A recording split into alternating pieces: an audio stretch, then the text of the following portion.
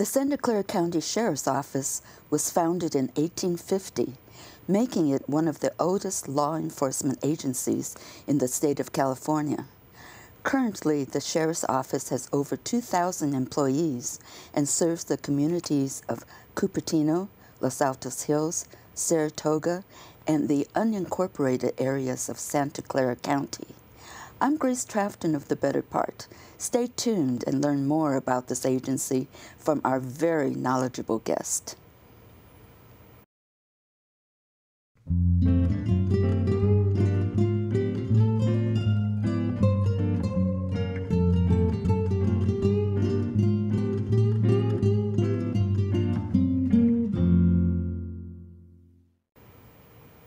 Our guest today, Captain Ricardo Yurina, started his law enforcement career with the Santa Clara County Sheriff's Office in 2001. During this time, he has worked in a wide range of assignments and is currently serving as the Chief of Police for the cities of Cupertino, Saratoga, Los Altos Hills, and the unincorporated areas of Santa Clara County. Captain Yurina is a graduate of the Peace Officer Standards and Training School of Management from Humboldt State University, as well as the prestigious FBI National Academy in Quantico, Virginia. Welcome, Rich. Hi, thanks for having me. Now, what are some of the advantages for cities to contract with the Sheriff's Office for their law enforcement needs instead of having their own police department? Yeah, so the Santa Clara County Sheriff's Office does provide law enforcement services, public safety services to the cities of Cupertino, as you mentioned, Saratoga, and Los Altos Hills. And with that, we have contracts in place, which allows us to essentially be the police department for each city. There are a lot of benefits to having us provide those public safety actions. And if you look at a traditional police department, what you're looking at is the cost of having, let's say, a building, the cost of having a fleet of vehicles, the cost of staff that would be city staff that would need to support the police department. And so there are a lot of different costs that are eliminated by having the Santa Clara County Sheriff's Office provide those services. Make no mistake, we do collect, the cities do pay for the service that we provide, but it's more of a shared type of payment, meaning that, I'll give you an example. Our office is located in Cupertino. The office is paid by the 3 contract cities that we service.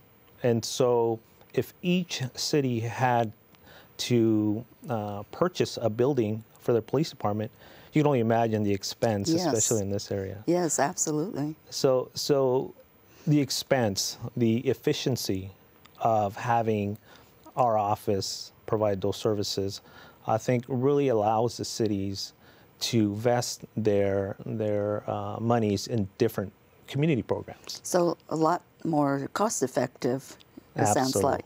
Now, I understand that there are 15 captains in the Sheriff's Office. So how did you get to be designated the chief of all 3 of these cities? So I can tell you that every single captain in our organization is very, very capable of managing the West Valley Patrol Division. I'm very fortunate. Prior to coming to the West Valley Patrol Division, I did work in our court security division. And in that division, I was managing, I believe it was 13 courthouses in 11 cities. Oh my goodness! Yeah, so that was a huge responsibility. Sounds like it. We did a lot of great work there. A lot of good work was done, and I was really looking for another challenge. And so when this opportunity came up, I was interviewed by the various cities.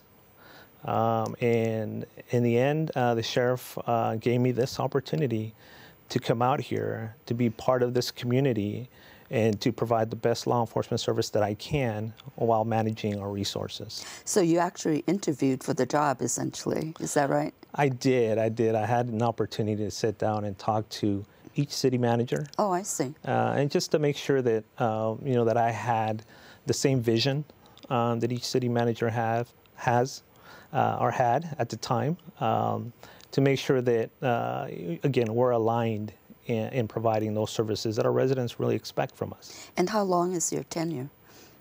So typically the West Valley Patrol Division Commander will stay between 3 and 5 years in this assignment. However, it certainly is one of the best assignments I've ever had, and as long as the sheriff allows me to be the commander of the West Valley Patrol Division, I would certainly love to stay. Oh, that's wonderful to hear. Now, when people think about the Sheriff's Department, they often think about law enforcement, but your office is also involved in many community engagement programs, isn't it? It is. So I can answer that question by asking a question. And the question is, how do you measure success in a law enforcement organization? And I think that if you asked 100 people, you would get a response similar to, well, you have to trust your law enforcement organization. You have to make sure that the organization is transparent. And so we've built a lot of programs so that our residents can again trust us. They can see what it is that we do. Programs like our community academy. That's a program that is 13 weeks. We have that program 3 times a year. This is the Teen Academy? Correct. It's a teen and a community academy. So we have the program 3 times a year. It's a 13-week program. And it's 1 day a week, a few hours on a Thursday evening. And what we do is really bring our residents into our organization, and we show them what's behind the curtain, how we operate, what are the things that we're looking for, why we do the things we do. We have a lot of different programs like that. We also have our Explore program for our teens, and that's, again, a program that's geared towards teaching our youth a certain level of responsibility, what it takes to be a professional, because they do wear a uniform. Their uniform's white, and they do help us out in the communities when we have community events. Oh, really? So these are the teens that are in the program. They're wearing uniforms? Correct. They're wearing a white uniform. And we also have the various community events that we attend. We have, for example, the Fall Festival in Cupertino, the Diwali Festival that's coming up in Cupertino. And you'll see deputies at just about every festival. In Los Altos Hills, you'll see us at the 4th of July parade every year. We bring the 1959 Chevy out there, and you'll see me driving that in front of the pack as the residents walk the street. In Saratoga, you'll see us at the various events, as well as their car show, their annual car show. And really, the purpose of us being out there is obviously for public safety reasons, but it's also to communicate with our residents, to break down those barriers, to be able to talk in a non-aggressive or in a more comfortable way, so that they can talk to us about anything and everything that goes on in their neighborhood. And do they? Absolutely. It's been so beneficial for us to be out in the community, embedded within the community, because we spend probably more time, our staff spends more time out here with our residents, providing the services that we do, more time than we do in our own family, because again, the traffic and the time that it takes to get to work, and being at work, and so the more that we spend, the more time we spend in our communities, the more we understand what they expect from us, and the better our service. Excellent. So we do have a multitude of other types of community programs. One of the things that we started about a year ago is something called Lattes. Lattes, and it's our spin on Coffee with the Cop. Oh, okay. So if you can imagine, we have 3 shifts a day, and that's our day shift, our swing shift, and then we have our night shift. And so each shift will spend 30 minutes in the office talking, this is before they go work the streets, talking about what's happened in the city, prior to them coming on. It's what we call a briefing. And so about a year ago, we decided to implement a program where we're having these briefings at a remote location. For example, at a local coffee shop, at a local donut shop, a local bagel shop. And so we have these briefings out in the community because there's really nothing that we want to hide from our residents. And so we have these briefings out in the community. The sergeant gets, that first word, and he says, "Okay, is everybody here?" And then so our residents get to see and feel what it's like to be part of these briefings. And so after the briefings conclude, then the deputies will hang out and they'll engage our residents again, talk to them about crime in the area, specifically to that neighborhood. And so again, that's a way for us to break down that barrier, to be able to communicate with our residents at their level, and get an idea as to how we're doing and how we can improve it on what we are doing. That's excellent idea. Yeah. Now, the cities that you serve, Cupertino, Saratoga, and Los Altos Hills, are all affluent communities. So what are some of the most prevalent crimes in these areas? We're very fortunate that we have such great residents in these cities. We have a very low crime rate in terms of violent crime. Good. And I think that speaks directly to how our residents communicate with us. They are quick to call us on anything, which we encourage. You've heard that motto, see something, say something. Yes. And that's certainly something that we preach to our residents. And do they follow through? Absolutely, they do.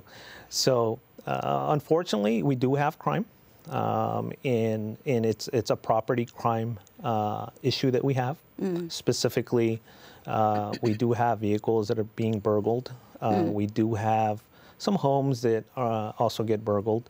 I would say that in the last year or so, crime has reduced, generally speaking, in these three cities, with the exception of our vehicle burglaries. And so we are seeing a significant increase in the region with people breaking into cars. Oh, really? And taking things that, that we leave.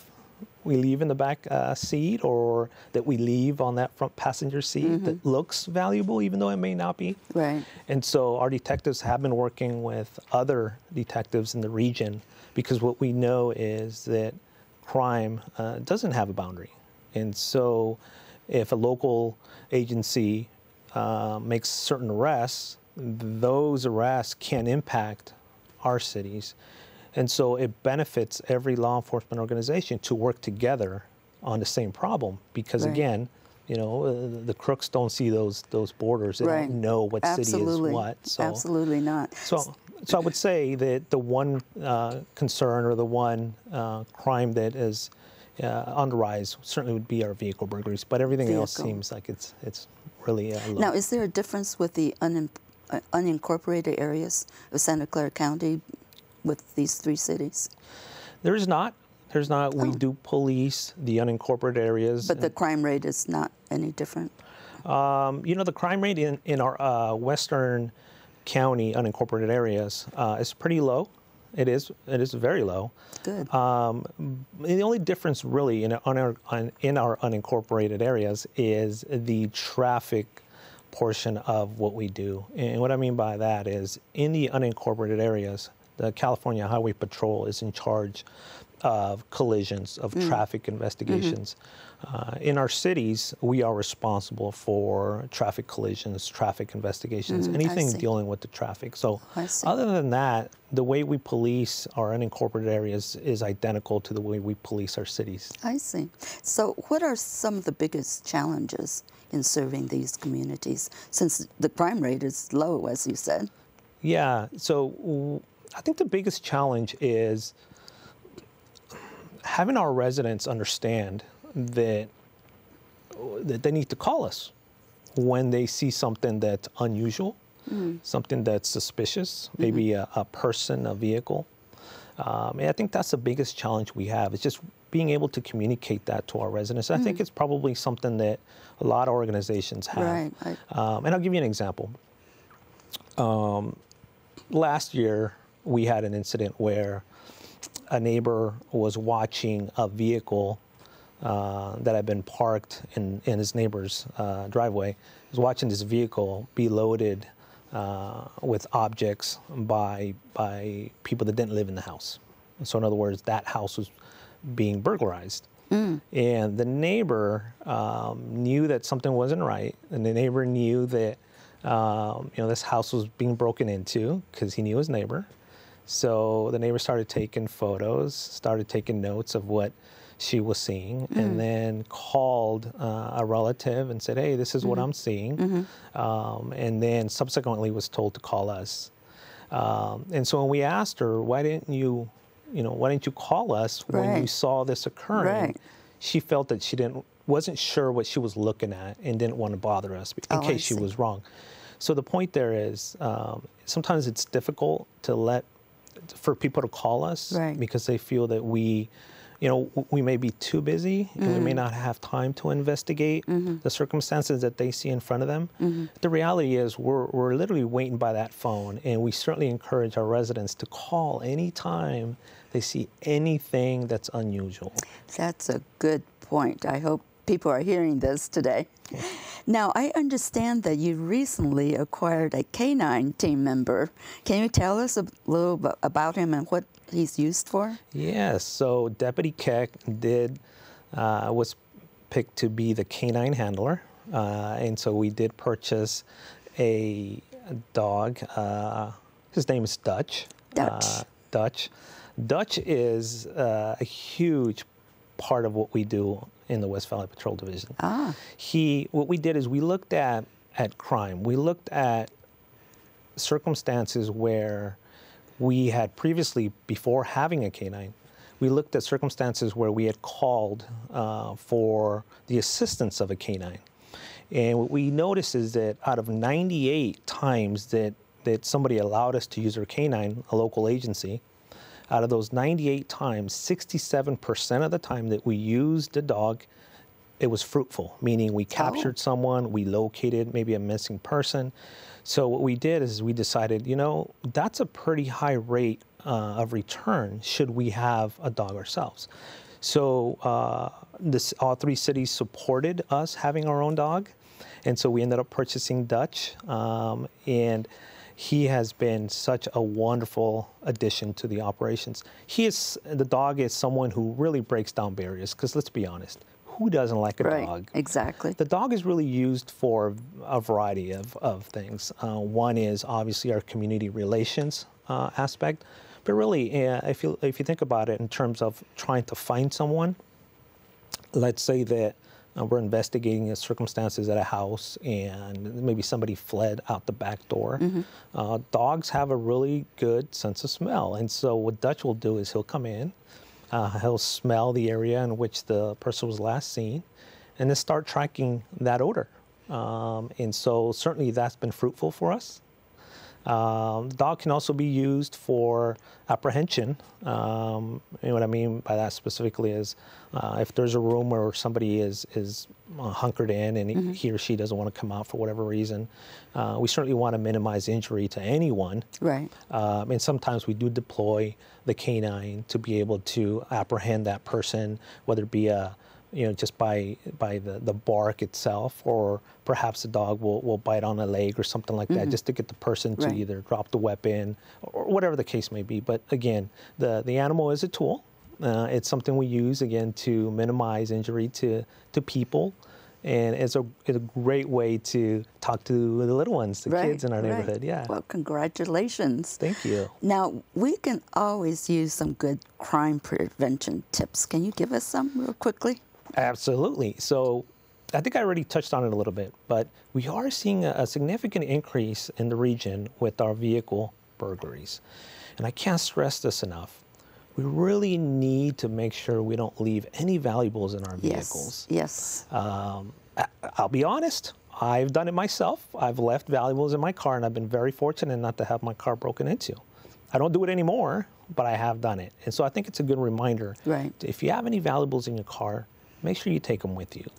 The other thing is, unfortunately, this happens frequently where we're investigating a residential burglary and the homeowner forgets to turn on their alarm. Mm-hmm. And they're gone, let's say, for an hour. And they come back and maybe somebody broke into their home. And so one of the things we ask is, do you have an alarm? Residents say yes. Then we say, was it turned on? And they say, well, I was just gone for an hour. Or I didn't think, And Exactly. so what we recommend our residents do is turn on your alarm, your residential alarm, anytime you're not home. And we even take it a step further. And a lot of the home alarms that we have nowadays, you can actually turn on the alarm, right, without the motion sensor when you're home. And so what that does is it alarms the doors and windows, the perimeter of your house. So if you're inside the house, let's say going to bed, you turn on your alarm, you disable the sensor portion. If somebody opens the rear door, front door, breaks a window, your alarm will sound. Right. Again, what better way to alert us and to have that alarm turned on, whether it's at night when you're asleep or whether it's when you're not home. Are there any other additional things that we as citizens of a community can do? Absolutely. Get involved. Get involved. Talk to your neighbors. The city of Saratoga has a great neighborhood watch program, so you can certainly log on to their website and get involved. And what that does is it opens those lines of communication between you and your neighbors, the city, to learn what's going on in the community. And by talking to your neighbors, by talking to the city, by talking to us, you get the sense of what we need to do to make our neighborhoods safer. And so one of the things I would say is, if you haven't met your neighbor, go talk to your neighbor. Talk to them about, what you do, how you do it. Maybe when you're on vacation, let them know, hey, I'm going to be gone for a couple of days. Can you look over the house? And those things have certainly paid dividends for us, because what we know is that our neighbors know our patterns, right? Our neighbors know what time we leave. Our neighbors know what time we get home. And so if they see something in your driveway or around the perimeter of your house, they're more inclined to call us if you've had that relationship with them where you've talked to them and you've opened up your home to them. Yeah. That's very good advice. Now, I've been hearing about body cameras off and on the news. So does the sheriff's office equip deputies with body-worn cameras? Yes, so we did receive our first batch of body-worn cameras about a year and a half now, thanks to the Board of Supervisors. I'm actually wearing one right now. This is a body-worn camera here. It's not turned on. It does record for 12 hours. Oh, okay. So once it's turned on, we leave it on. It buffers, so it's always recording.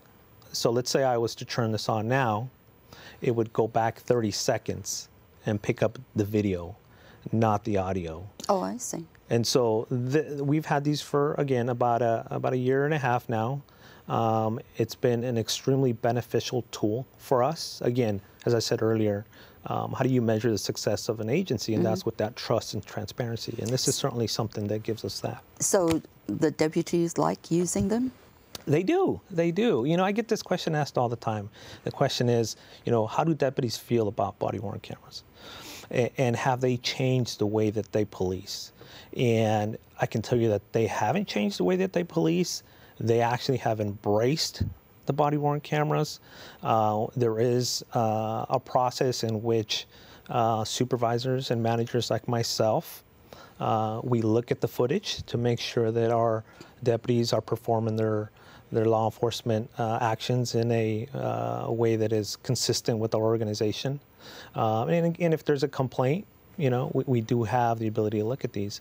They use the body-worn cameras. They're turned on anytime they perform an enforcement action. So let's say that you're driving down the street and you have a tail light that's out, and perhaps you get stopped by a deputy. Well, the deputy's going to have his recorder turned on as he approaches you. So again, every enforcement action that you see out there where we're involved, there are cameras. Now, when you're actively recruiting for new deputies, what kind of qualifications are you looking for? So we have We have minimum requirements. We're looking for people that don't have a felony conviction.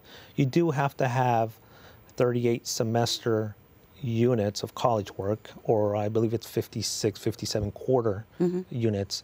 In all the information is online, but those are really the minimal requirements that we're looking for. And what attracts people to this profession? What attracted you to this profession? Yeah, so, when I was a young lad, I knew that I didn't want to be in an office all day. I knew that I wanted to be out in the community. I wanted to be driving around. I wanted to do something that was outdoors. I think what has happened is we've gotten to the point now where nobody wants to be behind doors. Everybody wants to be out in the community, seeing what's happening out there, being involved. And so people like myself are attracted to that, to not being indoors, to driving around, to not having a supervisor, next to you all day. The deputies are autonomous. They go out. They know what we expect of them. And they get to enforce those laws that people violate and engage our community. So I think that the people that are attracted to this profession are people that are that want to give back to our community, but also don't want to be confined in a room somewhere. Right. So once accepted, what kind of training do you provide? Once somebody gets hired, there is a 6.5-month police academy that they attend. And if you can imagine having somebody who's never done this job go through a program where at the end of the program, now they're expected to do the job. It is a little bit stressful for our recruits. Having spent a couple of years there myself training, I can tell you that the people that go through the program and graduate are some of the best prepared law enforcement officers in the region. That is great to hear. Yeah. Now, before we let you go, tell us about your volunteer program very quickly. Yeah, so we do have a volunteer program. I can tell you that volunteers are utilized for a variety of things within our organization. We have a volunteer on the West Side substation that comes in and just files things for us and does things that help us, again, provide that service that our residents expect. So if anyone would like to volunteer, you can certainly log on to our website and fill out an application. Wonderful. Well, thank you so much, Rich, for being with us today. You've really given us some really interesting information about your organization. Thank you for having me, Grace. Thanks again to Captain Urena for sharing some very interesting information about the Sheriff's Office. And thank you for being with us today. And please be sure to watch us on YouTube and Roku. See you next time. Bye-bye.